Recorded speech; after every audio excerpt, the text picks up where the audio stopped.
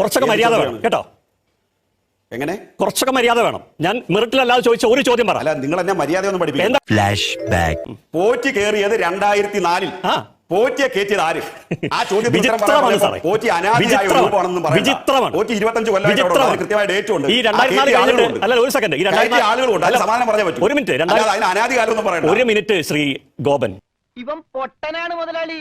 എന്റെ ചോദ്യം ഇല്ല. 2004 കയറ്റി, 2006 LDF വന്നു, ബോർഡ് മാറിയില്ലേ? ഈ പോറ്റിയെ പറഞ്ഞു വിട്ടോ, ഇറക്കി വിട്ടോ, പടിയടച്ച് പിണ്ടം വെച്ചോ?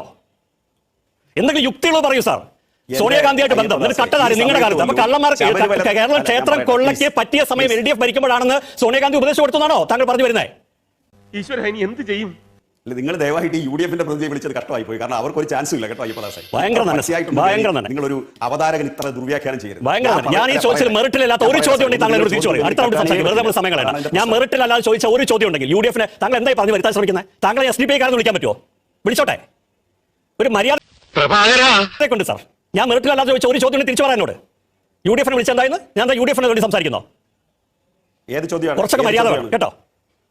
എങ്ങനെ? കുറച്ചൊക്കെ മര്യാദ വേണം. ഞാൻ മെറിറ്റിലല്ലാതെ ചോദിച്ച ഒരു ചോദ്യം പറ. അല്ല, നിങ്ങൾ എന്നെ മര്യാദയൊന്നും പഠിപ്പിക്കും. എന്താ പിന്നെ എന്നെ UDF താങ്കൾ ആരാണ്? നിങ്ങൾ ഏത് പാർട്ടിക്ക് വേണ്ടി? താങ്കൾ ആരാണ്? എന്നെ UDF താങ്കൾ ആരാണ്? അല്ല, നിങ്ങൾ ഏത് പാർട്ടിക്ക് വേണ്ടിയാണെന്ന് പറഞ്ഞാൽ മതി. ഞാൻ ഏത് പാർട്ടി? മാധ്യമപ്രവർത്തനാണ് സാർ. കഷ്ടമാണ് സാർ. നിങ്ങൾ ജനങ്ങളുടെ അടുത്ത് മുമ്പ് ബുദ്ധിമുട്ടായി. ആ ഫ്രസ്ട്രേഷൻ ഇവിടെ ഒന്ന് തീർക്കാൻ നിൽക്കല്ലേ? കിട്ടേണ്ടതൊക്കെ കിട്ടിയല്ലോ, സമാധാനമായല്ലോ.